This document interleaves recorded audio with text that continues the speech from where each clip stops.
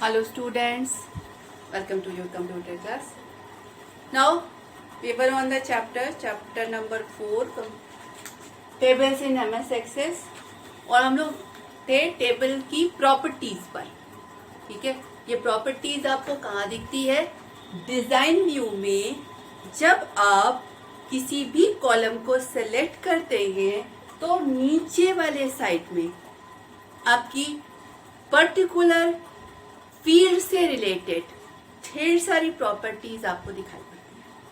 ठीक है, अब देखते हैं कि उस ढेर सारी प्रॉपर्टीज में होता क्या क्या है और आप क्या क्या कर सकते हैं.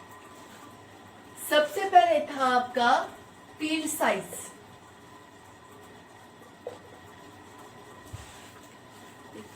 फील्ड साइज मतलब जो भी फील्ड आपने चूज की है, जिस समय आप एंट्री करेंगे कॉलम में तो कितना बड़ा डेटा आप एंट्री कर सकते हैं. अब आइए इधर फील्ड साइज में पहला आपका मान लीजिए टेक्स्ट है तो बाय डिफॉल्ट टेक्स्ट की साइज 255 कैरेक्टर होती है. ठीक है, आप मान लीजिए आपको लगता है कि नहीं, हमें जो टेक्स्ट डालना है वो बहुत ज्यादा बड़ा होगा तो 10 कैरेक्टर का होगा, या हमें पता है कि इस साइज से ऊपर की साइज नहीं आएगी, तो you can decrease the size. कैसे? ये आपका मॉनिटर पे दिख रहा है, यहाँ पर ये आपका डिजाइन व्यू है. डिजाइन व्यू में ये आपका कॉलम सेलेक्टर, ये आपका field name, size, definition. Field name, size और डेफिनेशन. ठीक है, अब मान लीजिए आपने एम्प्लॉय आईडी सेलेक्ट कर रखी है, EID, और आपने it's a type. Field name, type और डेफिनेशन. आपने इसका टाइप मान लीजिए टेक्स्ट सेलेक्ट कर रखा है. अब यहाँ मैं डेफिनेशन जो मेन बात कर रही हूँ वो यहाँ की कर रही हूँ. ठीक है, जैसे आपने टेक्स्ट सेलेक्ट किया, यहाँ वाला आपका पर्टिकुलर टेक्स्ट फील्ड की डेफिनेशन यानी EID फील्ड की डेफिनेशन डिस्क्रिप्शन आपको दिख जाएगी. उसमें आपको एक कॉलम साइज का भी दिखेगा. ठीक है, अब साइज में अगर ये टेक्स्ट है तो यहाँ पे 255 कैरेक्टर आपको दिखाई पड़ेंगे. By default text data type की साइज 255 कैरेक्टर होती है. ठीक है, आप यहाँ पर साइज को कम करना चाहिए. आपको पता है कि एम्प्लॉय आईडी में वो मैक्सिमम डालेगा तो E1, E2, E3 यानी 3 कैरेक्टर, 4 कैरेक्टर, 5 कैरेक्टर, बहुत हुआ तो 10 कैरेक्टर, इससे ज्यादा नहीं आएगा. ठीक है, तो आप यहाँ पर इसकी साइज को, नंबर ऑफ कैरेक्टर को कम कर सकते हैं. आपने इसको कम करके 10 कर दिया. मीन्स अब आपका ये जो पर्टिकुलर कॉलम है, फील्ड है, उसमें आप 10 कैरेक्टर से ऊपर नहीं डाल पाएंगे. जैसे मान लीजिए आपकी फील्ड है नंबर टाइप, सैलरी है नंबर टाइप. अब ये नंबर आपके डिपेंड करता है कि आप ये नंबर कौन सा वाला रखना चाहते हैं. ठीक है, ये नंबर आपका लॉन्ग इंट होगा. देखिए नंबर में आपके 5 है आपके पास: byte, short, byte, integer, long integer, single, double, replication और decimal. Based on your need. अगर आपको मालूम है कि जो नंबर आएगा वो बिना पॉइंट वाला है और छोटा सा है तो आप वहां पे बाइट भी रख सकते हैं. अगर आपको पता है कि जो नंबर आएगा वो बिना पॉइंट वाला है और 4-5 डिजिट में हो जाएगा तो वहाँ इंटीजर रख सकते हैं. अगर आपको मालूम है कि जो नंबर है वो बिना पॉइंट वाला आएगा और थोड़ा बड़ा आएगा तो वहाँ पे आप लॉन्ग इंट रख सकते हैं. बाय डिफॉल्ट ये नंबर आपका लॉन्ग इंट टाइप होता है. ठीक है, अगर आपको पता है कि आपका जो नंबर आएगा वो पॉइंट वाला नंबर आएगा और बड़ा नंबर आएगा तो वहां पर आप सिंगल या डबल भी रख सकते हैं. तो फील्ड की साइज, जब आप डेटा टाइप चूज करते हैं तो डिफॉल्ट फील्ड की साइज अपने आप आ जाती है. टेक्स्ट चूज किया तो 255 कैरेक्टर और नंबर चूज किया तो लॉन्ग इंटीजर अपने आप आता है. आपके पास फैसिलिटी होती है कि यहाँ से आप साइज को बढ़ा घटा सकते हैं।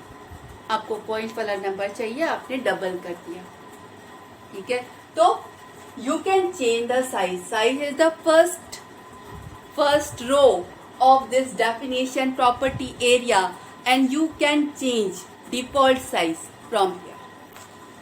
The next column is the caption. Field caption. अब कैप्शन क्या होता है?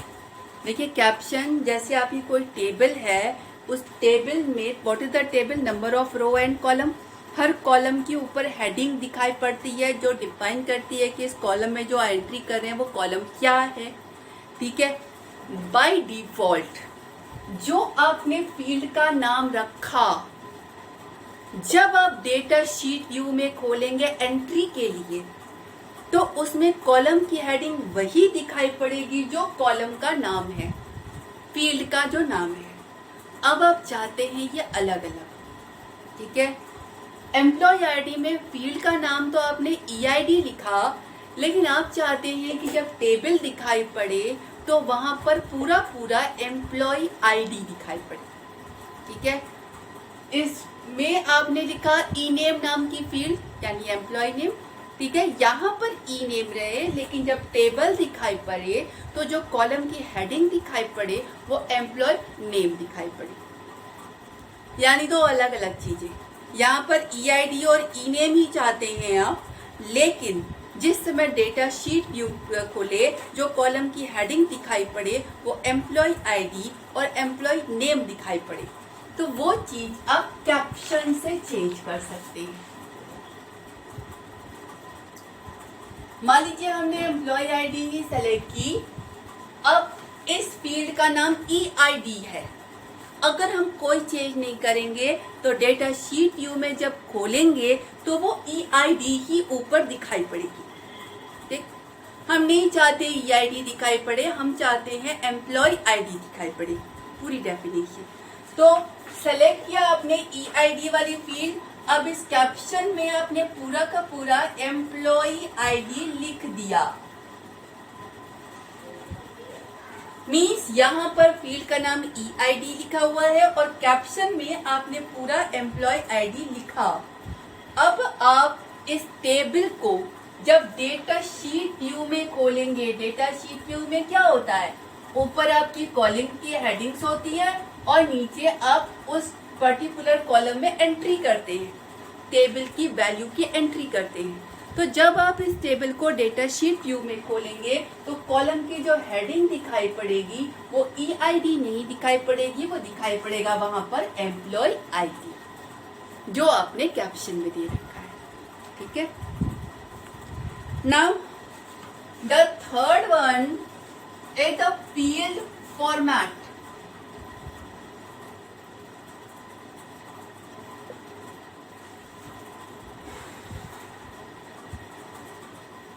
फील्ड फॉर्मेट मतलब आपका जो एंट्री कर रहे हैं वो किस फॉर्मेट में होगी।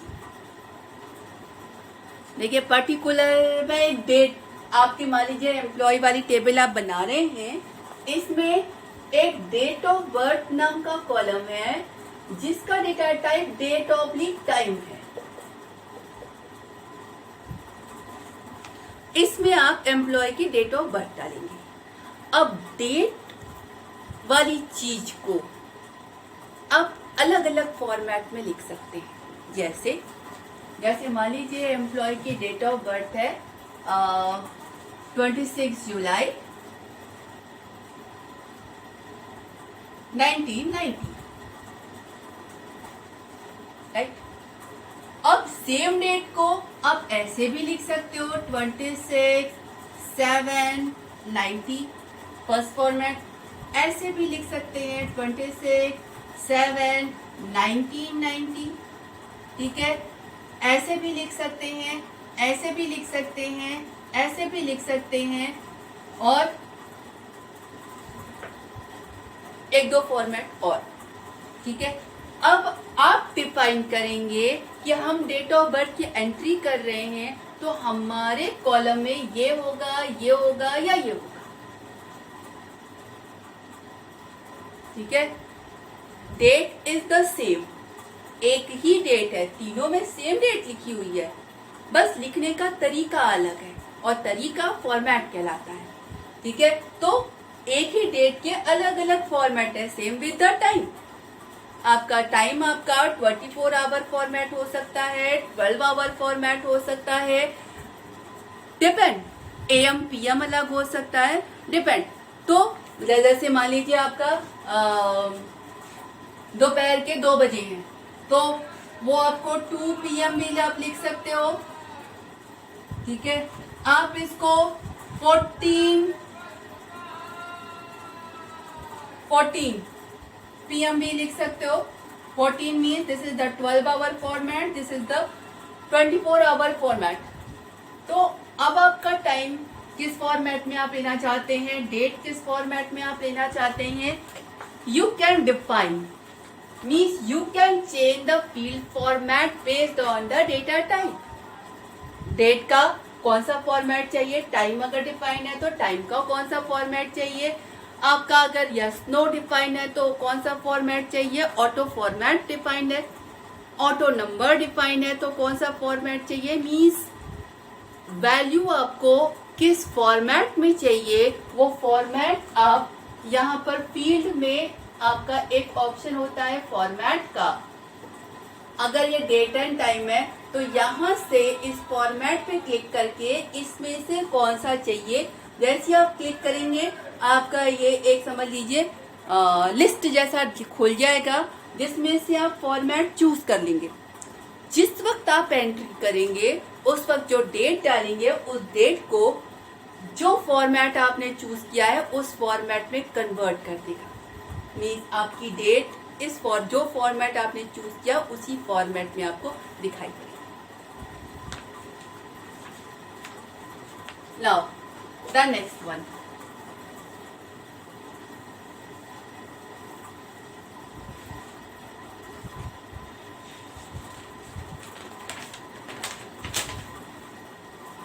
setting a default value।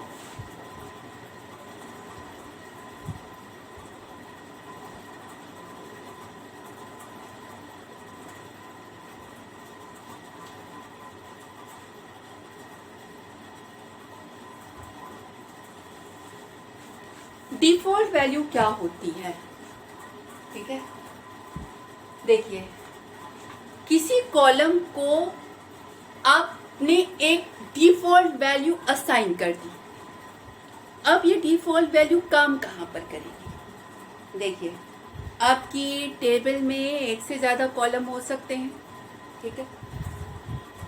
अगर आपने किसी एक कॉलम को प्राइमरी की बना रखा है तो उसमें एक चीज जुड़ जाती है कि नॉट नल, मतलब इस कॉलम को आप खाली नहीं छोड़ सकते, मतलब उस कॉलम में तो आपको वैल्यू डालनी ही डालनी है।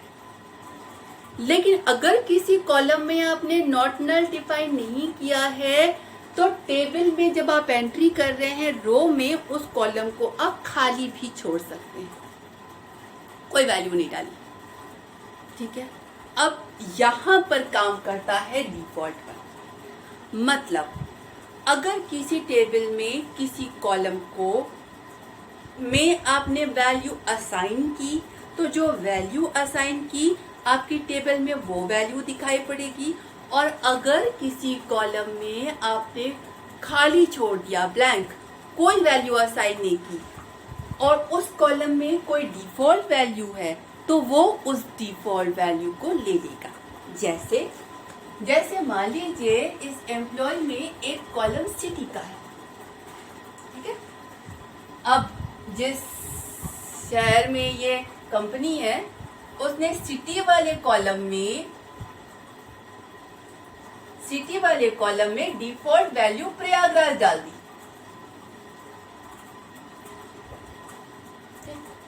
अब ये आपकी टेबल है, डेटा शीट व्यू, आपका employee ID, salary, name, date of birth, city सब है, ठीक है, आपने एंट्री करनी शुरू की, एम्प्लॉय आईडी आपने डाली, नेम डाला, सैलरी डाली, ठीक है, डेट ऑफ बर्थ भी डाल दिया, सिटी को मान लीजिए कोई भी नहीं डाला, या सिटी को मान लीजिए आपने दिल्ली डाला, एक रो जिसमें आपने दिल्ली डाला और दूसरी रो जिसको आपने इस वाले कॉलम में कोई वैल्यू नहीं डाली।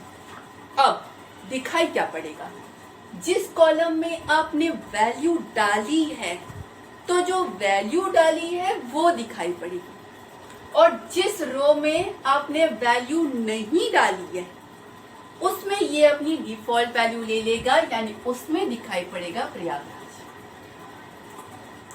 That is the meaning of default one. मतलब अगर वैल्यू डाली तो जो वैल्यू डाली कॉलम में वो दिखाई पड़ेगी, अगर वैल्यू नहीं डाली, ब्लैंक छोड़ दी, तो ये अपनी डिफॉल्ट वैल्यू ले लेगा, फिर उस कॉलम में जो डिफॉल्ट वैल्यू सेट है वो दिखाई पड़ेगा। ठीक है,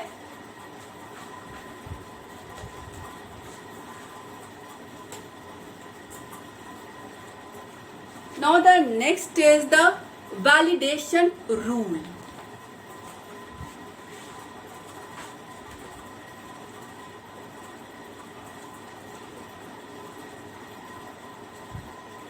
वैलिडेशन रूल क्या होता है कि जब आप टेबल में एंट्री कर रहे हैं तो उस एंट्री के टाइम अगर उस जो वैल्यू डाली उस वैल्यू पर कोई चेकिंग परफॉर्म करनी हो, कोई रूल परफॉर्म करना हो, तो वहाँ वो आप इस पर्टिकुलर फील्ड के वैलिडेशन रूल वाले कॉलम में लिख सकते हैं। फॉर एग्जाम्पल, जैसे मान लीजिए सैलरी वाला कॉलम है और आपने सेट कर रखा है कि किसी की भी सैलरी 1000 से नीचे नहीं होगी और 1 लाख से ऊपर नहीं होगी, यानी कोई भी नया एम्प्लॉय जिसकी सैलरी आप एंट्री कर रहे हैं उसकी सैलरी 1000 से ऊपर और 1 लाख से नीचे, बीच में कुछ भी हो, 1000 से नीचे नहीं होनी है, ठीक है, और 1 लाख से ऊपर नहीं होनी है। ठीक है, अब आपने रूल में सैलरी वाले कॉलम में वैलिडेशन में डाल दिया शुड बी ग्रेटर देन 1000, मान लीजिए एक ही डाला, ग्रेटर देन 1000, ग्रेटर देन और इक्वल टू 1000। देखिए ये जो है एक रिलेशनल ऑपरेटर, अब वैलिडेशन रूल डालने में relational operator means greater than equal to, less than equal to, not equal to या equal to, these all are the relational operator जो दो चीजें लेते हैं और दोनों के बीच में ट्रू या फॉल्स रिटर्न करेंगे। दो क्या लेगा, एक जो वैल्यू आप डालेंगे और दूसरा आपने डिफाइन कर रखा है। मतलब यहाँ पे क्या है, सैलरी इज ग्रेटर देन 1000, ये आपका वैलिडेशन रूल है। अब आपने एंट्री करनी शुरू की, ठीक है, मान लीजिए आपने 9000 लिखना था, 900 एंट्री करके आगे बढ़ गए, तुरंत वो आपको बता देगा कि ये जो आपका एंट्री आपने की है ये रूल को फॉलो नहीं करती, किसी भी एम्प्लॉय की सैलरी 1000 से नीचे नहीं हो सकती। तो जिस समय आप चाहते हैं कि यूजर एंट्री कर रहा है वो एंट्री कुछ रूल को फॉलो करते हुए हो, रूल के अकॉर्डिंग हो, तो वो रूल आप वैलिडेशन में डालते हैं। ठीक है, sufficient one will take the remaining thing in the next class. Okay, thank you.